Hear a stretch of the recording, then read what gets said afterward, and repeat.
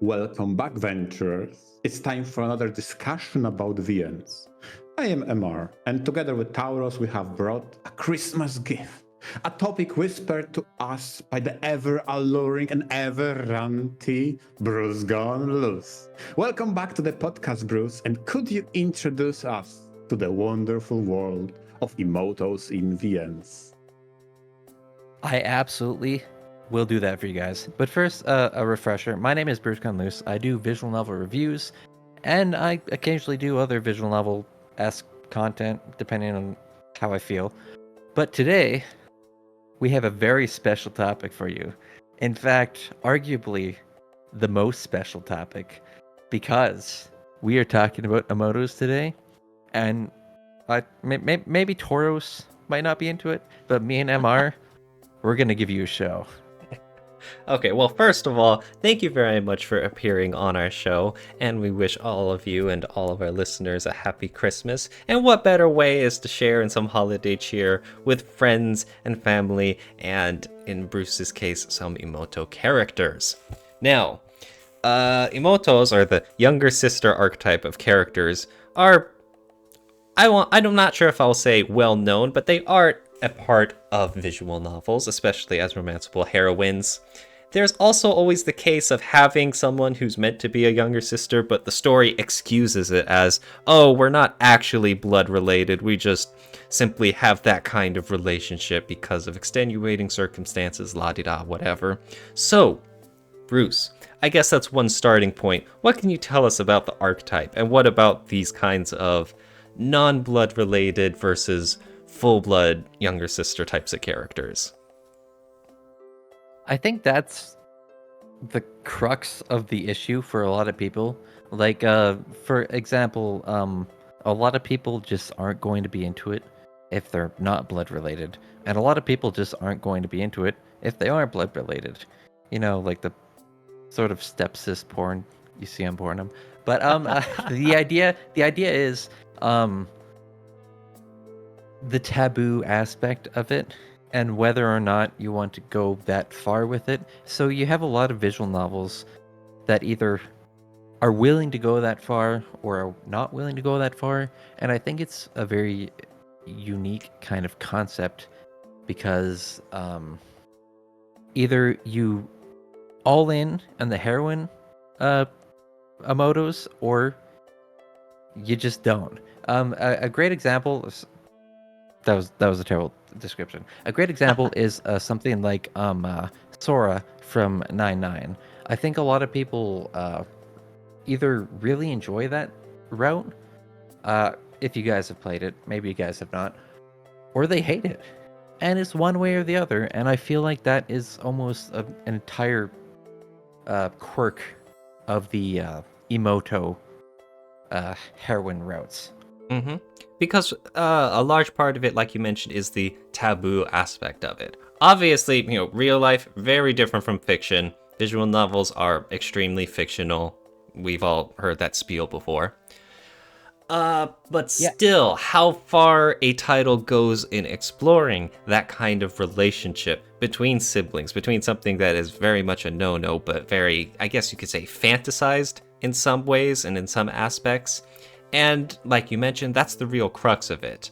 And there's very much a distinction between fans. And it's very funny you mentioned that there's some people who it's like a deal breaker if they're non-blood related versus deal breaker if they are. And it's a very, very interesting in-faction fighting between it.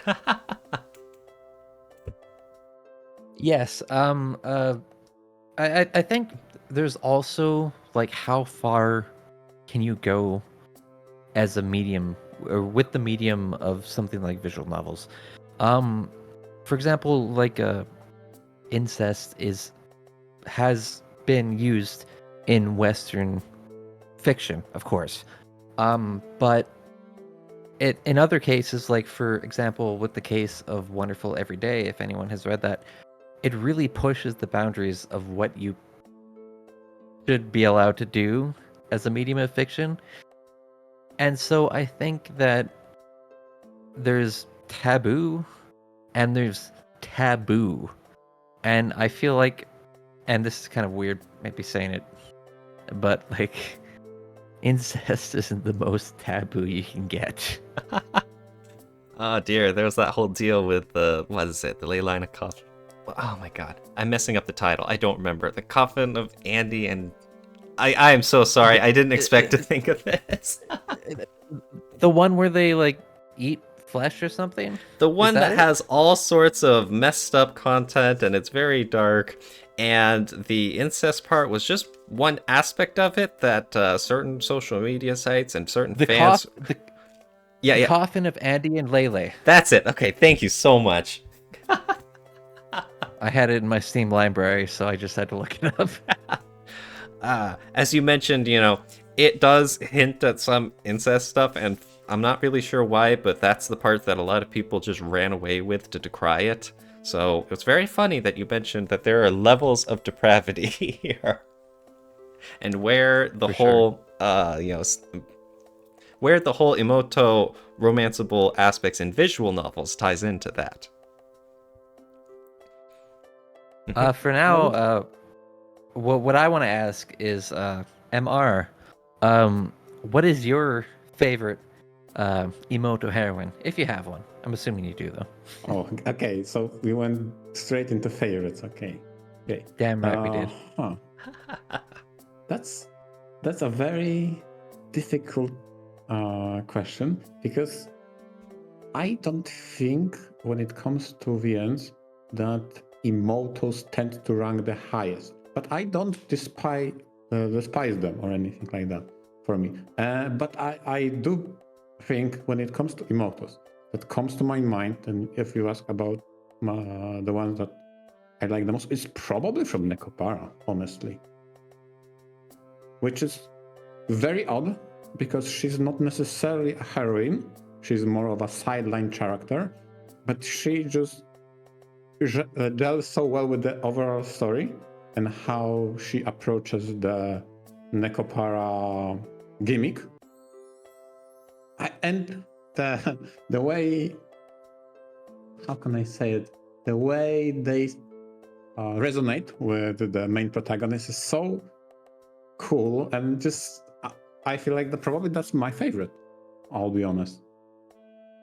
And I have a lot of respect. On my second place would be the Imouto pair from Princess Evangel, that similarly to Nekopara doesn't take the center stage, but have enough role in the story and significance, as well as being amazing supporting characters, in addition to being very unique in the terms of being a part of UI, that I have to give kudos to those as well. So those two examples immediately go to my mind when I do the Bruce test. The Bruce test. And I want to say I love your English there, but what you were pretty much just saying is you were talking about Nekopara's Minazuki Shigure, right? Yes. That girl is pretty much just a brocon. I mean, if that's your type, that's pretty cool. But for me, and don't get me wrong, you're absolutely right.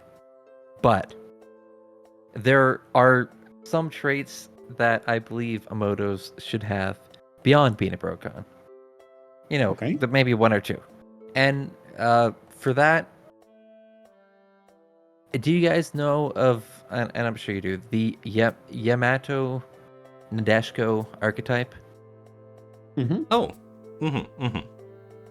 Which, for those who don't know, it pretty much just means like a traditional Japanese lady, a good housewife. That is my ideal Imouto. And so, moving on to that, Sawatari Michiru in Chrono Clock absolutely fits that bill. She is my personal favorite Imouto, not barring none. Like, well, maybe Sora from 9-9. But besides that, she's just so ideal. And I don't want to talk about her for like 20 minutes here. But I think there's a lot of endearing traits about her. and she's also unique in the fact that she's actually blind. So it makes the route at the very least interesting.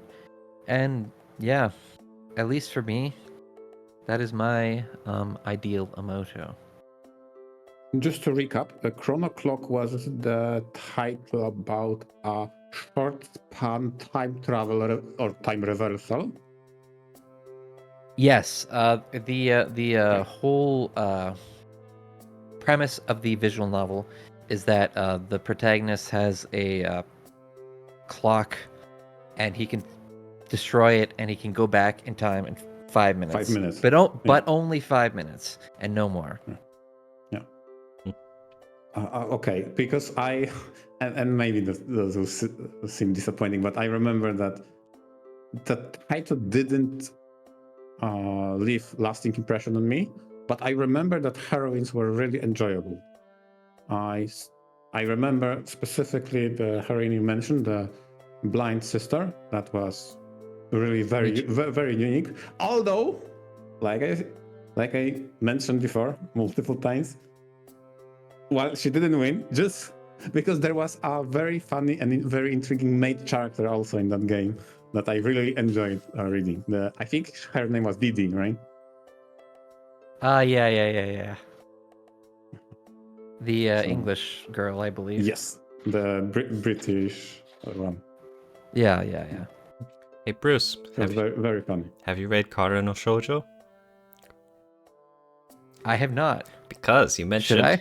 Well, if you really like the Imouto characters, who's also that Yamato Nadeshiko kind of girl, got one for you right here, Kara no Shoujo. It's not exactly the kind of moege romanceable heroine option kind of thing, so it might be a very different kind of visual novel than you'd expect, considering it's a period piece that's about solving the mysteries of a serial killer on the loose. But if you're willing to go that far for a character you really like, here you go, Kara no Shoujo, baby. That has actually been on my wish list for a little while. I believe it was Ange who recommended it to me a while ago. And it's definitely on my list, and I definitely want to check it out. And I didn't even know about the Imouto thing, so now I want to check it out even more. Oh, there you go. So, well, let's move the dial a little bit. So we have like moge visual novels that might have your typical sister type character. I don't think Tauros will say yes to this, but maybe MR. Have you played Little Sister? You know, the degenerate type of games that you don't want to tell your family about? The Oh, H definitely. the H kind. The H kind, Yeah. yes. Oh dear. He said it because so casually. I mean, you mentioned it before, the 9-9, right? And Sora, right? To be absolutely fair, though, like, you could argue that one's not H, but have you played, like, the HH ones? Like, the ones that only have the H? The Nuki gay kinds, you mean? Okay. Yeah. The nuke, okay, yeah, no- well, no. I didn't want to say the word, but yes. Okay, I didn't know that 9 doesn't qualify, that being an H game is not enough. You have to be an H game, apparently. And Well, in that case, with 9-9, there's, like, a plot, you know? You're I'm not talking about the you're ones not with allowed to plot. have a plot. You're too good to be qualifying for this discussion. 9-9, get out of here.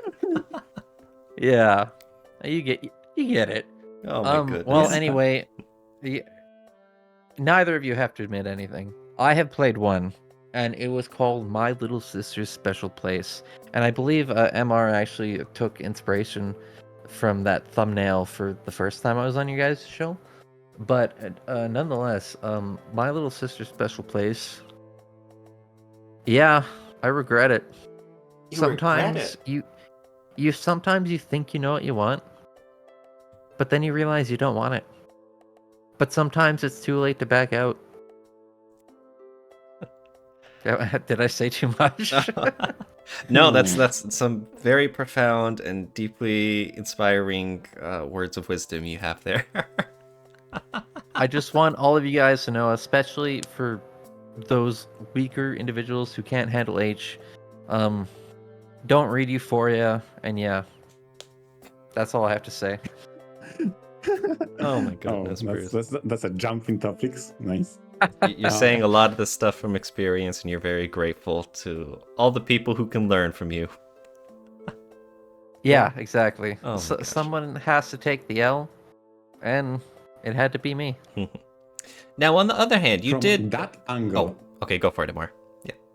Because I wanted to go on top of that. Because you meant from the regret standpoint. I do actually have the, let's say, H kind of title that I've been disappointed with. Although not HHH, so one H less. I feel like All right. it might actually be the reason why it slowed down for me, but I feel like the Imoutos approach that Amatsutsumi had was by far the worst I've ever read. By far, by no. And it just so happened in their ladder structure, so unlockable routes and progression history, having that be the first one, let me see, I was so no bueno on that one, okay? Because it's not about Imoutos by blood. It's not about Imoutos by non-blood related. It's Imoutos by mind control. It's weird. Super weird. Amatsumi or Amatsus, whatever whatever it's called. That's the one where like the protagonist like can say stuff and it's like mind controlling, as you say. Yeah. Words of power. Because because I played Kunado Chronicles, which is the same, I believe, the same idea. Yeah. By PurpleSoft, of course. Yes. And yeah. I did enjoy it, but I feel like it made more sense in its setting, whereas with the visual novel you're talking about, it takes place in the future, and I'm assuming no one else has, for example, mind control powers, if we're talking about that. Yeah. Which kind of makes it a little bit weird for me, you know? Does that make sense? Like, if everyone has those kind of powers, it's not that bad, but if only one person does, then it's kind of weird. Like, you know again, I mean? from the regret standpoint and how can I say, incorporation to the story, that just, it was so weird. The most awkward way they handled the incest topic is by having characters have the regret of, no, but you're my brother and I'm your sister. Why can't I have those feelings that I do have? Even though in reality they are not related whatsoever, but because of the powers that protagonist had and the assimilation he had with the village, he kept making that character think she's his sister, which coincidentally did not stop from HH's progression, which made it super confusing. What is the approach? Is the approach moral, this ambiguity? Is it should love prevail over other obstacles? For me, and that's why I feel like that's the worst handling of that approach ever. Now, going back to idea of a conflict, so something you started with, you said a fan-based conflict, right? Between fans who like the blood-related sisters and the non-blood-related sisters. One example I did prepare to talk for the first time when I've, let's say, in my anime/VN reading career, encountered the incest, I think has to go back to Date Alive, because that series has both types of Imoutos, the blood and non-blood related kind. Okay, and it's funny how those characters fight against each other by trying to prove which kind of Imoutos is better. In a way, mimicking how fan base also fights that fight. And I felt like that's super intriguing to me. You're talking about Date Alive, like the anime, correct? I mean, I'm talking about Data Life as a series. I've started But, with yeah, books, well, but let's stick to the anime. it has an anime. It has a visual novel. I have read both Yeah. of them. Okay. Or watched and or read both of them. And yeah, I see what you mean actually. It's kind of interesting when you take that sort of topic too, because I think you mentioned that you also read Saku Saku. Yes. I think it's well, maybe this is divulging topic a little bit, but I think it's very interesting when you have like Emoto routes that definitely do not appear as moral, and they have drama regarding that sort of thing. Like you sort of see it in Data Live. You don't really see it in the anime. You see it a little Yeah. bit in the visual novel, and I don't know if you see it in the book. But Yeah. in Saku Saku, for example, or even another example would be the most famous example would be Yosuga no Sora. In terms These of sort anime, of anime or visual novels. These sort of stories really emphasize why these Emoto routes are not good, rather than strictly being good. They might end up, with a happy ending, but that doesn't necessarily mean that they get there happily. hmm Yeah, like instead of the typical taboo, the fantasy aspect, those kinds of titles take a very realistic look, very, I guess you could say, hard hitting and depressing angle at it. You could say. Yeah, exactly. And you guys haven't read them, I guess, but they're very hard to read.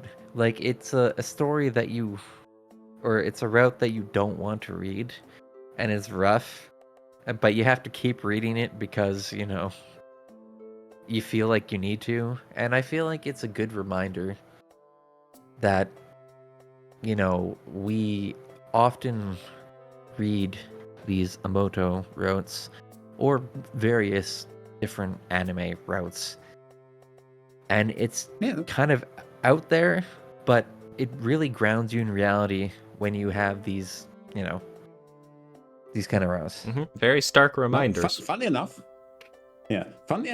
I prepared next to Data Life exactly Yosuga no Sora because I would say around that time I've watched both, and it stuck with me how differently those two titles portrayed incest. With Data Life had slight drama, but overall they just brushed it aside, while Yosuga no Sora treated it very serious, right? And it wasn't until I read Saku Saku when I finally had an experience from a VN perspective, because Yosuga no Sora I've only watched anime. The fan translation that has been released recently is something on my eternal backlog, so soon. Saku Saku was the first time I've read the Imoutos route that was very gripping, and the drama was all about that taboo and the seriousness that comes with it.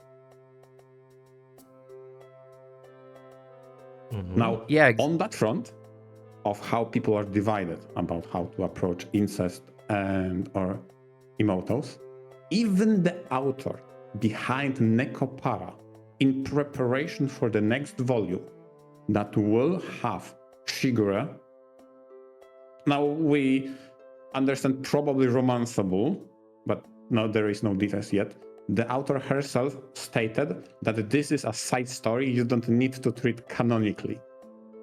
So she, in a way, sidestepped that issue by publicly stating that, oh, this is like a side story epilogue. So for those who do not like that idea, the series ended before anything developed with the sister character. So that's a very interesting approach, how to sidestep the division within the community.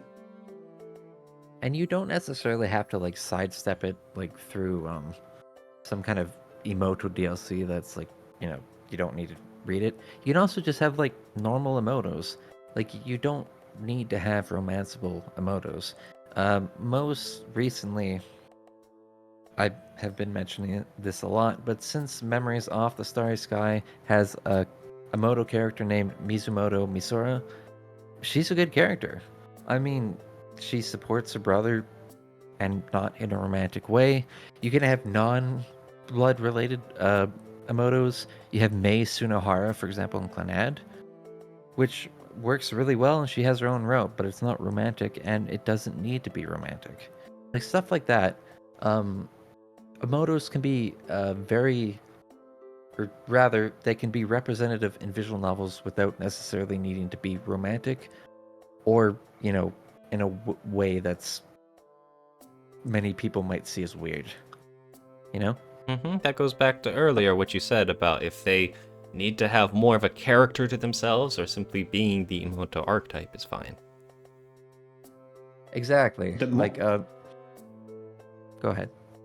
Yeah, the moment you brought the Imoutos side characters, I remember there was a title, I think it was called Momoiro Closet, that had a side character Imouto, pretty much a supporting character, that was absolutely the highlight of the entire VN. She was so fun because the gimmick was she is speaking in the Tunibyo language, and you, the reader, had to decipher what is she talking about. That was so hilarious. The best highlight of that entire VN. Oh my god. Guys, I just remembered something that existed. And this is the Emoto episode, so we have to talk about it. So there's this visual novel, right? Crazy. I know they exist. Mm-hmm. And so it's about how you go to school, right? And every other student is your Emoto. All 365 of them. What? It exists, and it's one that I absolutely want to review. It doesn't have an English release right now, but I wonder why that is. I just needed. Yeah, I wonder why. I just needed to mention it because I need to read that shit, and I'm not gonna lie to you guys. I'm absolutely going to enjoy it. Dude, that sounds hilarious. Yeah. How do you even get a concept like that?